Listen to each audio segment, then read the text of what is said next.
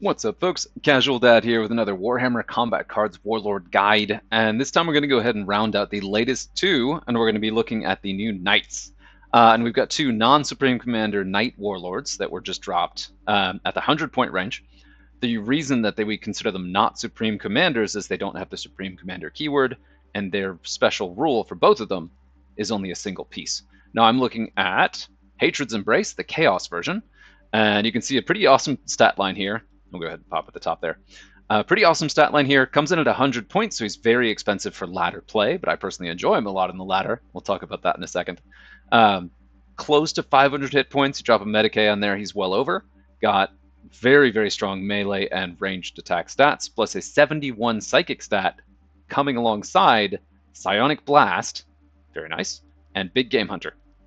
The combination of these attack stats, those hit points, and Psionic Blast really makes him a very strong endgame piece because his stats are enough to punch through basically any other warlord in the game one-on-one, and also Psionic Blast and Big Game Hunter help him punch through shields. Psionic Blast will clear those shields, and Big Game Hunter will let him do additional damage through shields if you have to hit something through those shields.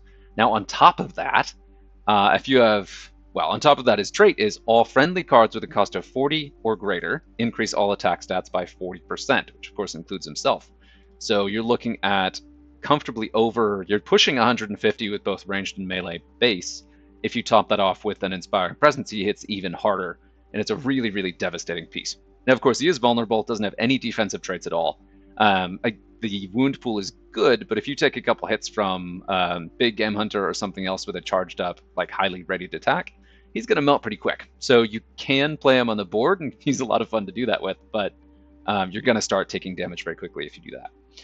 All right, and then looking at some of the decks with him. Now, I'm going to start in plain ladder play, because frankly, in Apocalypse, the decks kind of build themselves. With only 200 points to play with, you take 100 for the Warlord himself, you're only left with a little over 100. You're left with 100 points on the nose after that. So one of the obvious ways to go about this is take one of your really, really expensive cards, it's over 40, that does a lot of damage, especially your utility ones like your Psionic Blast or your Barrage. Both of those will let you punch above your weight, where you get the maximum benefit out of that increased attack stat because you're hitting multiple bodyguards with every attack. And this guy, of course, a Warlord that amplifies the strongest cards in the faction is obviously pretty good. And this is a pretty perfect match here with this guy getting that plus 40 base stat boost. Usually if you emphasize one single card, like the Lord of Change, you want to back it up with a couple taunts. You got a taunt there, and then some Endless, just to kind of round it out. Because this is a really, really thin deck, and unless your Hatred's Embrace is really high level, which mine is not, you want to make sure that you wait as long as possible to get him on the board. So I've got this guy in here, kind of helping round out my offensive stats and really trying to push the damage through as quickly as possible. And we'll go ahead and play this one. So I've got a cheap taunt, I've got the cheap Inspiring Presence. It would be Holy Magdalena, who's got Inspiring Presence and Shields, would be amazing, but mine is level like 3. Yeah, so if you have a really high level, I'll look at that one in a minute. Right off the bat, this is a tough matchup, maybe, because Tolmaron is very easily able to punch extra damage through and can punch through your additional bodyguards. And this is one of the downsides to running a really thin deck with only one individual bodyguard, right? So we'll go ahead and do this first. Not one bodyguard, but what I mean is if you put almost your entire deck into one bodyguard and your Warlord, it's very easy to kind of get punched at the edges. Meaning that if somebody's killing your chaff cards, they're gonna get through your deck quite quickly. Whereas if you're able to spread out your points at all, you have a much bigger survival advantage there, and that's Big Game Hunter. That's gonna hurt. It's also really scary to put all of your points into that one bodyguard, because then if you get unlucky with a target acquired or something like Uthar the Destined, anything that takes that bodyguard done quickly, like here, I'm about to lose it to Big Game Hunter in one hit. Anything that does that basically kills your chances of winning. If you get wiped like that,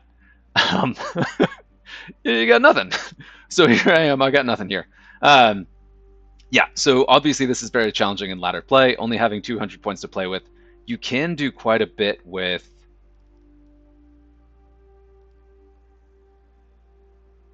Hang on a second, what am I hearing? Am I hearing the Overwatch music? I have to pause this. 1 second.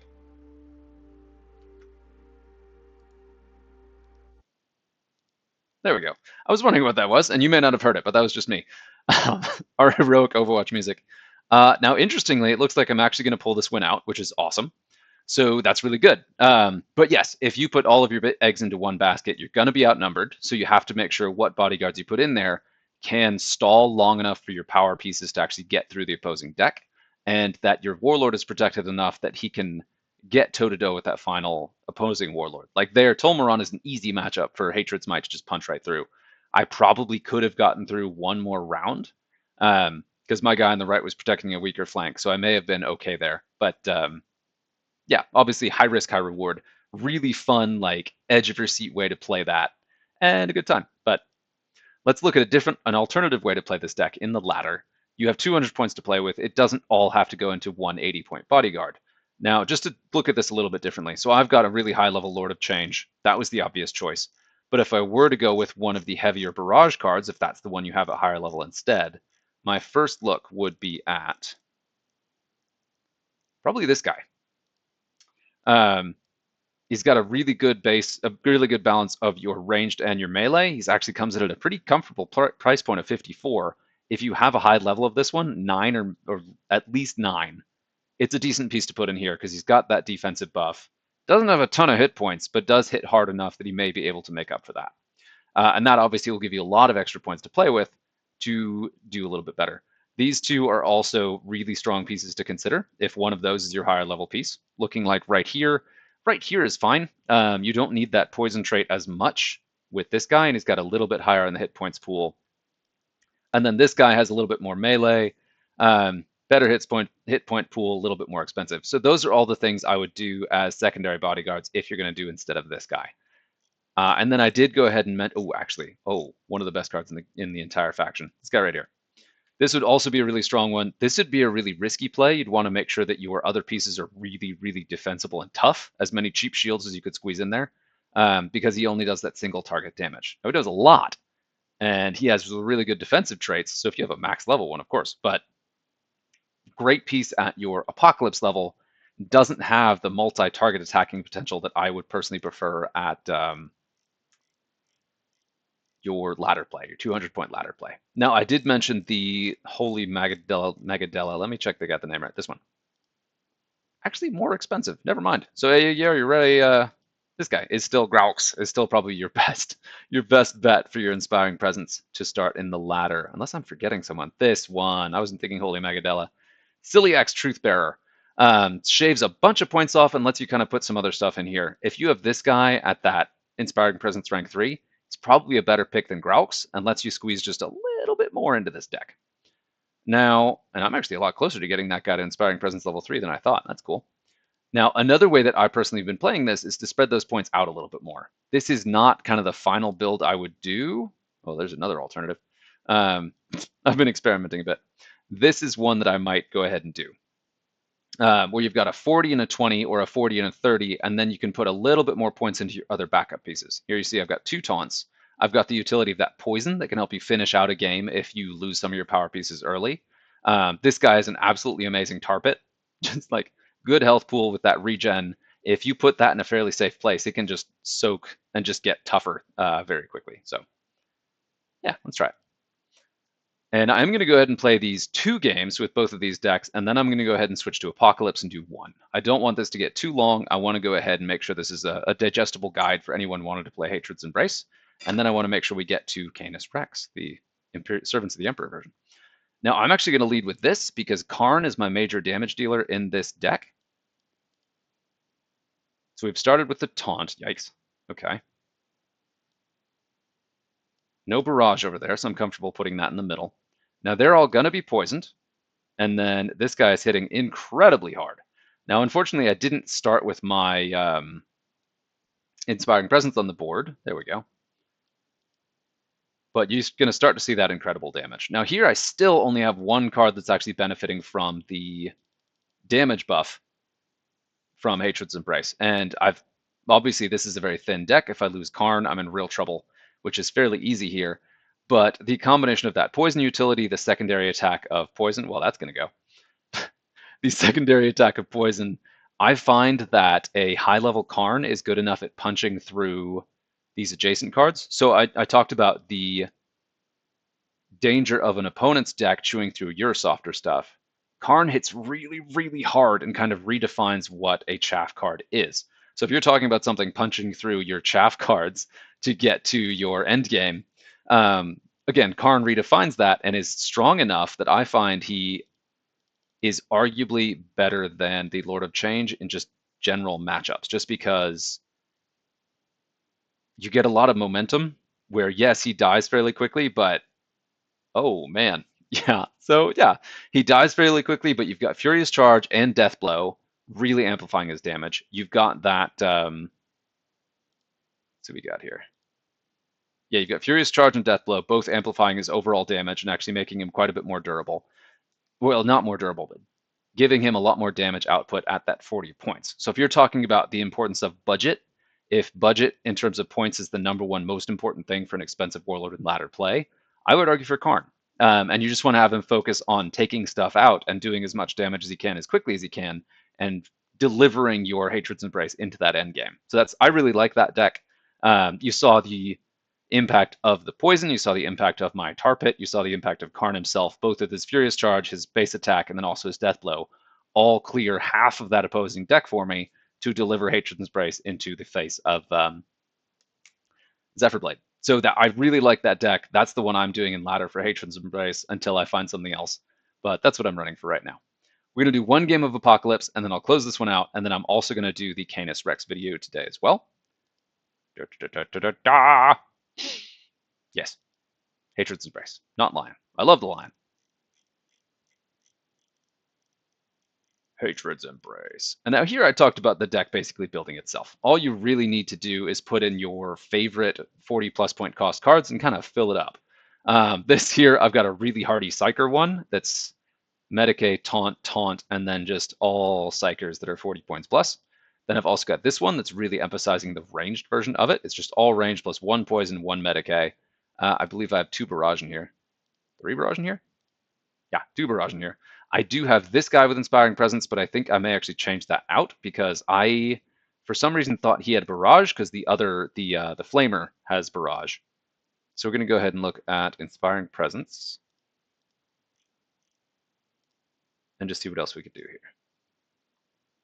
So we're looking for like a 40-ish point. Oh, yeah, there we go. Yeah, okay, all right. Yeah, that's a good one. Pop him in here, take this guy out, and then we end up with 7 more points to play with. So I'm actually going to swap this guy out. And we're going to go to our 18. Ooh, actually should be pretty great.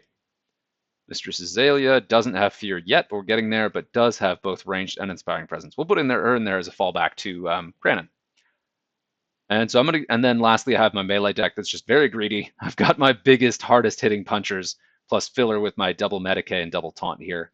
And then this guy's just thrown in because the points worked out. So you could do this a bunch of different ways, and all of these are very, very frightening decks. This is the Knight Warlord's playground is in this 400 point mode, of course. And so 400 point campaigns are also really fun with that thing. You can try it in PvP, but I've found that it doesn't, you get kind of beat up, but it's worth trying. We're going to do 2 games because this doesn't count. I do find that a lot of people do this. I don't know if this is something people are doing on purpose, where I don't know if this is an accident or if this is on purpose. I see it often enough. It's hard to believe it's an accident. So I think people are putting these, just deploying a Warlord either to get a game in quickly or as a way to help new players actually compete in Apocalypse, which is really nice. I appreciate that. So we're going to go ahead and try another one and see if we can get a scary one. And then I will switch to the other Knight Warlord.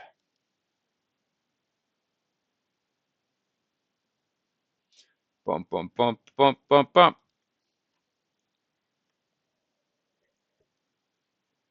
But yeah, really fun Warlord. I've really enjoyed playing with him. It's just cool to see. I personally think that Chaos Knights are some of the coolest models that have ever come out. So it's really cool to see them in the game.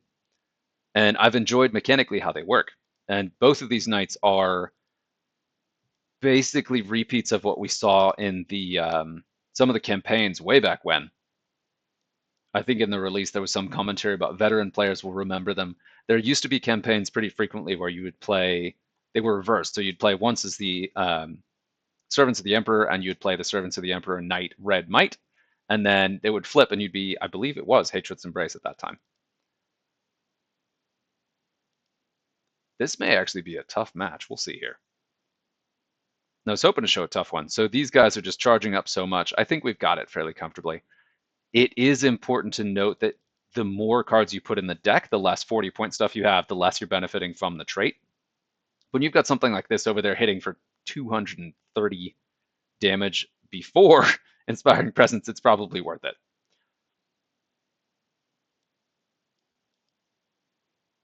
And I'm doing that. This guy could probably punch through those shields with that big game hunter, but I want to take this guy out. And if he moves to the middle, I'll get the chance anyway. We'll see. Ooh, yeah, okay. Yeah, so 189, 235. Like, your damage is crazy with this trait. And it's a really satisfying way. It feels very much like playing your big Titanic units in a battlefield of normies running around. So, yeah. We'll wrap this. Oh boy. Oh no. So we got Sister Megadella. I keep saying it's not. It's Mistress Azalea. This is Mistress Azalea. I don't know that. I just totally made someone up. Never mind. I'm gonna go ahead and throw Red Might in here. Hatred's Embrace in here. The Chaos Knight Abominant, so that I can go ahead and start clearing stuff. And there, at the level he is, you're still not clearing even injured cards reliably, but it still is a really hard-hitting thing. And I've still got one card in the stack, and I just have to take this guy down, and he's gonna punch me. Boy, that was bold. It's like a big game hunter melee punch. It's only rank 2 big game hunter, but still, it's a hard hit. And then comfortably over here. And it is cool to see something that really emphasizes the power of knights, because these guys have that like melee and range stat, and it's cool to have an excuse to run them. It is funny that this guy is nearly as punchy for just being a war dog, but it makes sense. Pow. And this is a very high level war dog and a very low level Hatred's Might, so that, or Hatred's Embrace, so that is that. All right, so we're going to call it. That is just my super quick guide on some kind of ways to tinker around with Hatred's Embrace. And yeah, let me know what you think. We'll switch it, go on to the next Warlord.